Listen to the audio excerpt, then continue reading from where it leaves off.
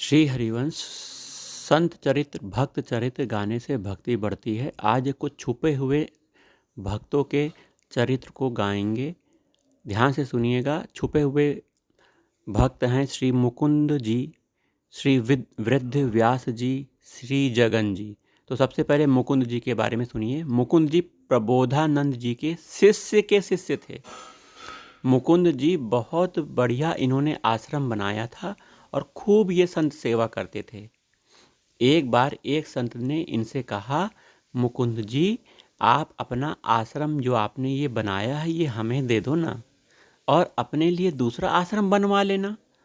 तो मुकुंद जी ने इसे सहर्ष स्वीकार कर लिया और आश्रम संत महात्मा को दे दिया और स्वयं जंगल की तरफ चल दिए। वन में चलते हुए राजा भी वन में शिकार खेलने आया हुआ था।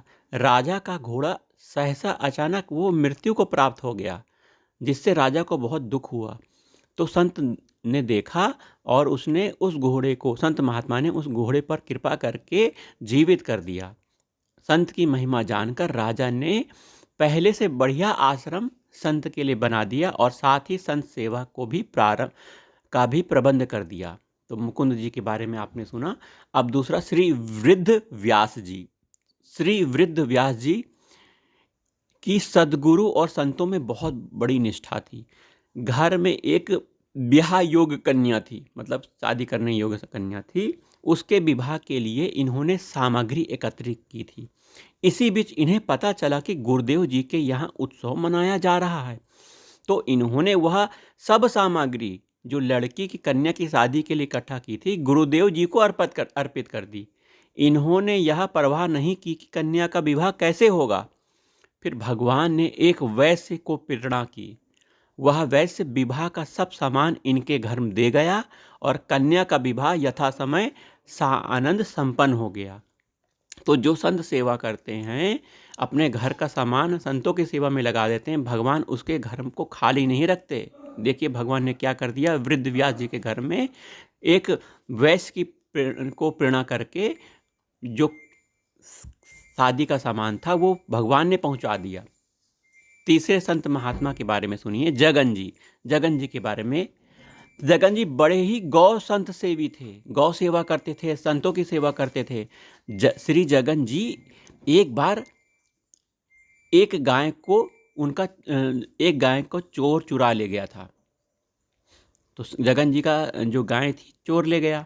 गाय की सेवा में रहने वाला जो जगन जी का शिष्य था बहुत दुखी हो गया कि अब ठाकुर जी को दूध का भोग कैसे लगेगा। यही तो एक दूध देने वाली गाय थी, वह भी चोरी हो गई। फिर वह अपने गुरुदेव श्री जगन जी पर नाराज होने लगा कि एक संत तो श्री नामदेव जी थे जिन्होंने मरी हुई गाय को जीवित कर दिया, और एक आप हो जिन्होंने जीवित को भी गंवा दिया। जगन जी ने मुस्कुरा कर कहा, तुम मुझसे लड़ाई क्यों कर रहे हो? पहले गौशाला में जाकर तो देखो। शिष्य ने गौशाला में जाकर देखा तो गाय अपने स्थान में बंधी हुई है। श्री गुरुदेव की यह महिमा देखकर उसकी श्रद्धा श्री गुरु चरणों में और भी बढ़ गई। तो जगन जी की गाय जो चोरी हो गई थी, वो गाय जगन जी के प्रभाव से फिर अपने बाड़े में आ गई। अब जब हम जरा श्री झांझू दास जी के बारे में आपको बताते हैं। झांझू दास जी पयोहारी श्री कृष्ण दास जी महाराज के प्रमुख शिष्यों में एक संगीत प्रवीण हेमानंद जी महाराज थे। श्री भक्तमाल में जिसका स्मरण नाभा जी ने छंद संख्या 39 में हेम ऐसा संक्षिप्त लिखकर किया है। इन्हीं के कृपा पात्र झांझू दास जी थे। झांझू दास जी का जन्म चतुर्दश शताब्दी के उत्तर काल में उमाड़ा नामक ग्राम में पंडित चोखा राम जी के घर में हुआ था। आप खांडाल विप्र जाति के बुढ़ाडरा गोत्र के थे। बाल्यकाल से ही झांझू दास जी की निष्ठा भगवत भजन की ओर विशेष रूप से थी। पिताजी ने विद्या अध्ययन कराया, पर आप तो भगवान के भजन में ही तल्लीन रहते थे। आपने गुरु हेमानंद जी से उपदेश लेकर जयपुर में से पश्चिम की ओर अरण्य प्रदेश में एक तालाब के किनारे आश्रम बनाकर भगवान की आराधना प्रारंभ कर दिया। ईश्वर की प्रेरणा बड़ी प्रबल होती है। झांझू दास जी की साधना दिनों दिन बढ़ती गई। भक्ति की अंतः प्रेरणा से भक्त हृदय में ईश्वर दर्शन की लालसा प्रबल रूप से जग उठी। अपने इष्ट देव के दिव्य स्वरूप के अवलोकनार्थ झांझू दास ने श्री अयोध्यापुरी की ओर प्रस्थान किया। भगवान का गुणानुवाद करते हुए वे भगवान श्री राम जी की क्रीड़ा स्थली सरयू नदी के तट पर पहुंच गए। वहां जाकर बड़ी तल्लीनता से भगवत भजन में संलग्न हो गए। अब भक्त की आत्मा आकुल होकर भगवान को पुकारती है, तब उन्हें दौड़कर आना ही पड़ता है। झांझू दास जी की भक्ति साधना करते कुछ काल व्यतीत हो गया। एक बार राम घाट के ऊपर जब वे प्रबल साधना में तल्लीन होकर दर्शन के लिए अत्यंत व्याकुल हो गए, तब वहां प्रेम सुधा सागर भगवान श्री राघवेंद्र ने जानकी जी और लक्ष्मण जी सहित आपको दर्शन दे दिया। संत का हृदय उन मनमोहक दिव्य झांकी से परम आह्लादित हो उठा और ये तन की सुधि भूलकर कनक दंडवत भूमि पर गिर पड़े। उसके बाद सावधान होने पर भगवान ने गदगद कंठ होकर नित्य सेवा की याचना भगवान से सेवा याचना करने लगे। भगवान ने सहज भाव से कहा, कलयुग में मेरा प्रकट होना भी दुसाध्य है, कठिन है, परंतु तुम्हारी दृढ़ और अनन्य भक्ति को देखकर मुझे दर्शन देना पड़ा। नित्य सेवा के लिए तुमको सरयू में विग्रह रूप की प्राप्ति होगी। उसे ले जाना और उसे स्थापित कर उसकी सेवा करना। श्री झांझू दास जी ने अपने प्रभु के दिव्य स्वरूप को बार बार देखने की प्रार्थना की। तब प्रभु ने कहा, तुम्हारे उत्सवों में मैं नीलकंठ पक्षी के रूप में आऊँगा, उसे मेरा ही स्वरूप समझना। इसके अनंतर वह अलौकिक आभा अदृश्य हो गई। श्री झांझू दास जी उस स्वरूप का चिंतन करते हुए श्री सरयू में स्नान करने लगे। वहाँ स्नान करते हुए आपको श्री राम जी, लक्ष्मण जी, श्री जानकी जी के श्री विग्रह सिंहासन सीन प्राप्त हो गए।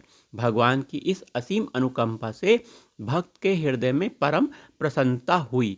श्री झांझू दास जी ने सिंहासन को सिरोधार करके अपने स्थान की ओर प्रस्थान किया। भगवान की लीला बड़ी विचित्र होती है। संसार का प्रत्येक कार्य ईश्वर के इंगित मात्र से होता है। भक्त झांझू दास जी जब अयोध्यापुरी गए थे, तब अपने स्थान पर एक सूखी डाली रोपकर यह निश्चय किया करके गए थे कि यदि यात्रा से लौटने पर यह हरी मिलेगी, तब मैं अपनी यात्रा को सफल समझूंगा, लीला उत्सव मनाऊंगा। लौटने पर वह सूखी डाली हरी लहलाती हुई आपको वृक्ष के रूप में मिली। तब आपने बड़ी प्रसन्नता से श्री विग्रह की स्थापना करके विजयदशमी को लीला उत्सव मनाया। इस उत्सव में प्रातःकाल अपने पूर्व संकेत के अनुसार भगवान नीलकंठ रूप में दर्शन देने के लिए आए। इस उत्सव को आप प्रतिवर्ष मनाते रहे। फिर वहाँ हरसौली नामक ग्राम बस गया, जो जयपुर से पश्चिम में 32 मील फुलेरा तहसील में है। श्री झांझू दास जी ने अंत तक वहीं रहकर भजन किया और अपने प्रभाव से लोगों में भक्ति का प्रचार प्रसार करते रहे। विक्रम संवत 1542 में आपका साकेत धाम पधार गए। आज भी विजयदशमी को उनके वंशधरों के द्वारा उत्सव मनाया जाता है और उत्सव में प्रातः काल के समय जागरण के स्थान पर भगवत स्वरूप नीलकंठ के दर्शन होते हैं।